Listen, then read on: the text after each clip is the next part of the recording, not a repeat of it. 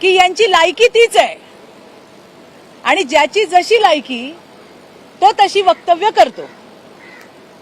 आता त्यांनी काल ज्या पद्धतीने माझ्यावरती ट्विट केलं ते नेहमीच करतात। माझ्या कॅरेक्टरवर सतत बोलण्याचा प्रयत्न असतो, वेडवाकडं बोलण्याचा प्रयत्न असतो। आता विरोधी पक्षातल्या आधीच्या सगळे बोलून बोलून थकले, आता यांची सुरू झाली आहे। मला प्रश्न पडला, हे प्रश्न अजून किती वर्ष विचारणार? एकच प्रश्न, माझ्या कॅरेक्टरला धरून जे विचारलं जातं, जे बोललं जातं, ज्या पद्धतीने, अरे तुम्ही काय समजता स्वतःला आणि तुम्ही आहात कोण? तुमची लायकी काय?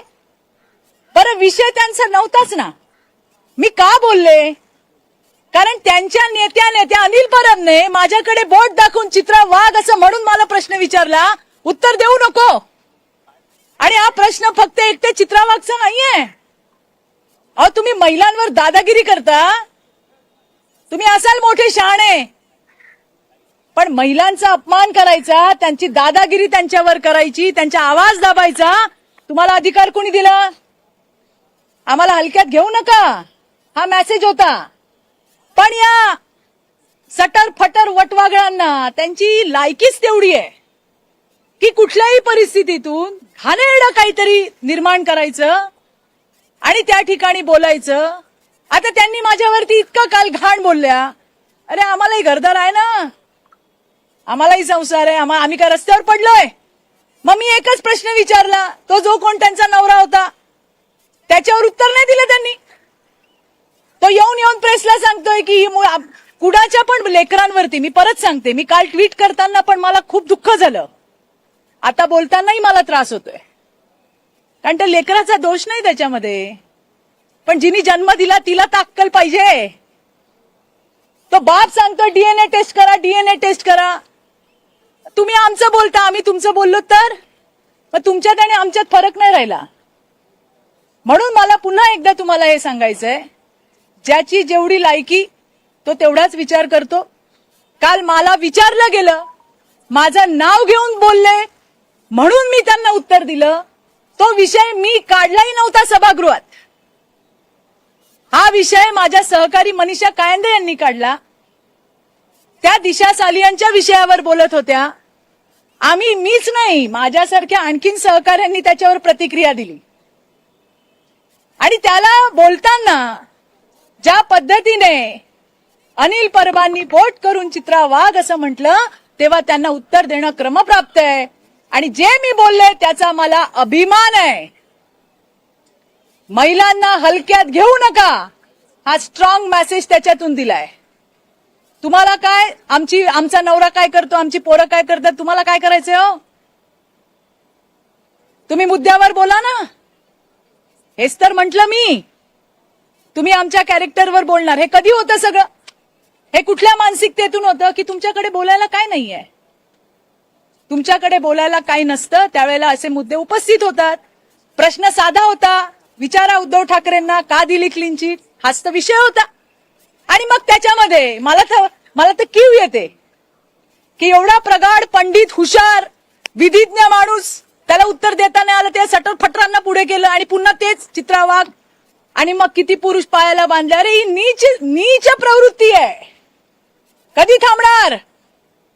पुरुष नाही यांच्यासारख्या, म्हणजे आता त्याला समजायला पण अक्कल पाहिजे ना, कारण यांच्या डोक्यात या घाणेरड्या शिवाय, स्त्री आणि पुरुषाला जोडण्याच्या शिवाय यांच्या डोक्यात काही नाही।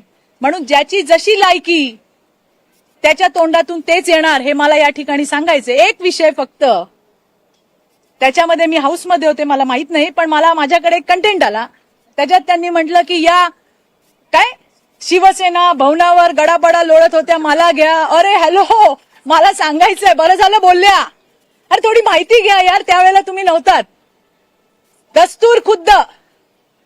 दस्तूर खुद्द शिवसेना प्रमुख उद्धवजी ठाकरे यांनी उबाठाचे आत्ताचे आमदार मिलिंदजी नार्वेकर यांच्याकडे माझ्यासाठी निरोप पाठवला होता की चित्राताई एकदा येऊन भेटा, तुमच्यासारख्या महिला आम्हाला आमच्या पक्षात पाहिजे। मी जाणं न जाणं हा नंतरचा भाग होता, पण त्यांच्या शब्दाला रिस्पेक्ट म्हणून मी नक्की गेले होते. मी नव्हते गेले, त्यांनी बोलवलं होतं मला. आणि याची विश्वासार्हता, याचा खरेपणा, त्यावेळेला एकनाथ शिंदे साहेब सुद्धा होते, कारण त्यांनी सांगितलं की एकनाथ शिंदे सगळं कोऑर्डिनेट करतील. त्यामुळे मिलिंदजी मला दुसऱ्या दिवशी एकनाथ शिंदेकडे पण घेऊन गेले. मी म्हटलं मला विचार करू द्या, मी अजून ठरवलं नाहीये. पण ते म्हणले नाही नाही तुम्ही, आणि त्यावेळेला आदित्य ठाकरे सुद्धा होते, हेही मला सांगायचंय. या सगळ्या घटना या सत्य आहेत. आता एकनाथ शिंदेवर तुमचा विश्वास नसेल, मिलिंद नार्वेकर तर तुमच्याकडे, त्यांना विचारा.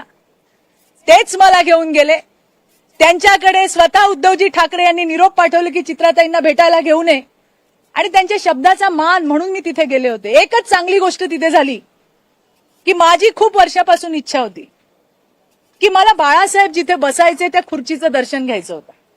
आणि मी उद्धवजींना विनंती पण केली की उद्धवजी जिथं बाळासाहेब बसतात मला तिथं जाता येईल का. त्यांनी आदित्य ठाकरेंना सांगितलं. हे तुम्ही आदित्य ठाकरेंनाही विचारा. ते माझ्यासोबत एक लिफ्ट होती, तिथून मला घेऊन गेले आणि बाजूला जिथं बाळासाहेब बसायचे मी तिथे जाऊन पाया पडले, कारण माझी बऱ्याच वर्षापासूनची इच्छा होती ती पूर्ण झाली. आणि हा सगळा घटनाक्रम बोलण्याआधी उद्धवजींना विचारा, आदित्य ठाकरेंना विचारा, मिलिंद नार्वेकरांना विचारा, आणि जमलं तर तुम्हाला शिंदे साहेब सुद्धा सांगतील, कारण ते सुद्धा त्याचा एक भाग होते. आणि म्हणून उठसूट काहीतरी बेछूट बोलायचं मी माझ्या एकटीसाठी नाही मांडले. हा विषय फक्त सभागृहातला किंवा राजकारणातल्या क्षेत्रातला नाहीये. आज प्रत्येक ठिकाणी महिला लढते स्वतःच्या अस्तित्वासाठी, आणि प्रत्येक ठिकाणी या अनिल परबांसारखी नीच प्रवृत्ती तिला त्या ठिकाणी ठोकत असते, तिला बोलत असते. अरे आपण उत्तर कधी द्यायचं. आणि मी उत्तर दिलं तर माझ्यावर तुटून पडले. मला फरक नाही पडत आहे, मला कोण काय बोलतंय याचा फरक पडत नाही. मला जे पटलं ते मी बोलले. पुन्हा सांगते, त्यांनी विषय काढला, त्यांनी माझं नाव घेतलं, त्यांनी असं बोट केला, बोला चित्रा वाघ बोलली, आणि त्याच्यात काहीच चूक नाही. तुम्ही जे सभागृहात बोललात त्यावरून सभागृहाची गरिमा कुठेतरी कोणाची. अरे मग गरिमा काय फक्त महिलांनी सांभाळायची. संजय राऊतनी तर बोलूच नाही हो. संजय राऊतांचा मराठी भाषेचा गरिमा, महिला सन्मान काहीतरी संबंध आहे का. काहीतरी संबंध आहे का. आजच त्या स्वप्ना पाटकरचं ट्विट बघा, तिला वाहिलेली शिव्यांची लाखोली दुनियेने वाईकली. त्या नीलमताई इतके वर्ष त्यांच्यासोबत काम करत होत्या, त्यांच्याबद्दल ते काय बोलले. त्यांनी महिलांबद्दल बोलू नये, आणि तो शहाणपणा तर त्यांनी मला शिकवूच नाही. मात्र ते रोहिणी खडसे असं म्हणतायत की मी तुम्हाला तेच म्हटलं, त्या खडसे असू दे रोहिणी, नाहीतर या सटर फटर वटवागळ असू दे. अरे ज्याची जी लायकी तो तेवढंच बोलणार. बरं मी बिग बॉसच्या स्टुडिओमध्ये, तर खडसेंचे वडील पण तर तिथेच बसतात ना, मग ते काय करतात तिकडे. विरोधाला विरोध, वाईट वाटतं या गोष्टीचं. माझ्या एकटीसाठी नाही लढत आहे मी. आणि बघा, जबाबदारीने सांगते, याच्या आधी पण झालंय. आज जे सुपात आहेत ना ते उद्या जात्यात येणार आहेत. तुम्ही याबद्दल हे लक्षात ठेवा. आजच्या सुपातल्या बायका उद्या जात्यात येणार आहेत, आणि त्यामुळे ही लढाई ही फक्त माझी स्वतःची नाही. अरे या जगातल्या, या राज्यातल्या कुठल्या बाईला तुम्ही हलक्यात घेऊ नका, हेच मला सांगायचंय. आणि गरिमा फक्त बायकांना शिकवणार, पुरुषांना कोण शिकवणार. त्यांनी वाटेल ते बोलावं, मुद्दे संपले, आमच्या घरादारावर बोलावं. आणि ते वशिलाने आले असतील, मी नाही आले. माझा 26 वर्षाचा संघर्ष आहे. आज मला त्या ठिकाणी माझ्या पक्षाने, मुख्यमंत्री देवेंद्रजींनी संधी दिली, त्याचं सोनं करण्यासाठी मी आली आहे. आज सुद्धा विविध विषय जे 26 वर्ष मी रस्त्यावरती लढले, ते प्रश्न मला मांडायची संधी सभागृहात मिळते. मी याच्यासाठी नाही आले.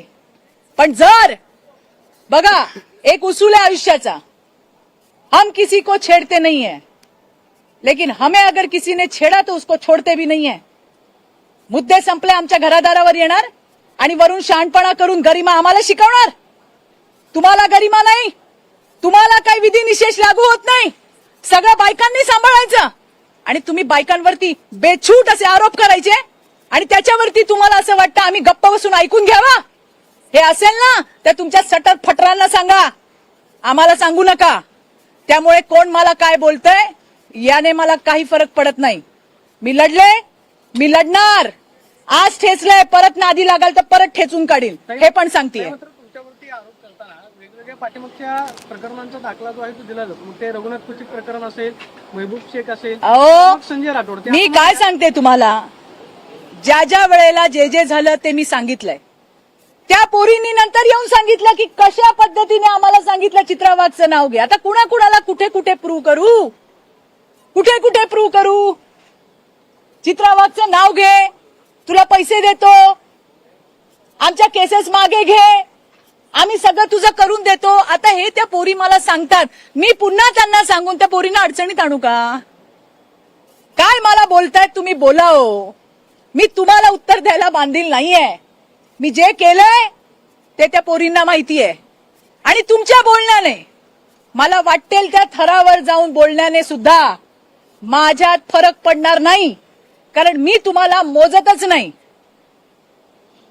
जो काम करतो, जो सहन करतो, तोच बोलायची ताकद ठेवतो, हे मला तुम्हाला या ठिकाणी सांगायचंय. त्यामुळे कालच्या माझ्या बोलण्यावरती कोण काय बोललं हे माझ्यासाठी महत्वाचं नाहीये. पुन्हा सांगते, ज्यांच्या डोक्यात फक्त घाणेरडी विकृती आहे तेच प्रत्येक वेळेला बाईचे आणि पुरुषाचे संबंध जोडायचं काम करतात. अरे यांच्यासारख्या नीच प्रवृत्ती, यांच्यासारख्या नीच विकृती आज 26 वर्ष झालेत मला या क्षेत्रामध्ये तंगड्याला बांधून फिरते. आणि आभार पण मानायचे या सगळ्यांचे, या नीच लोकांचे, की यांच्यामुळे हे जसे हल्ले आमच्यावर करतात ना, यांच्या हल्ल्यांमुळेच माझ्यासारख्या हजारो महिला राज्यामध्ये अजून ताकदीने लढतात यांना उत्तर द्यायला. म्हणूनच मी म्हंटल, आज ठेचलंय, परत नादी लागाल ना, परत ठेचून काढीन. थँक्यू.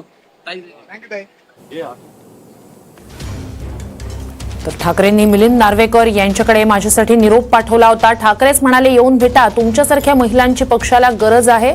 त्यांच्या शब्दाखातर मातोश्रीवर गेल्याचं चित्रा वाघ यांनी म्हटलंय.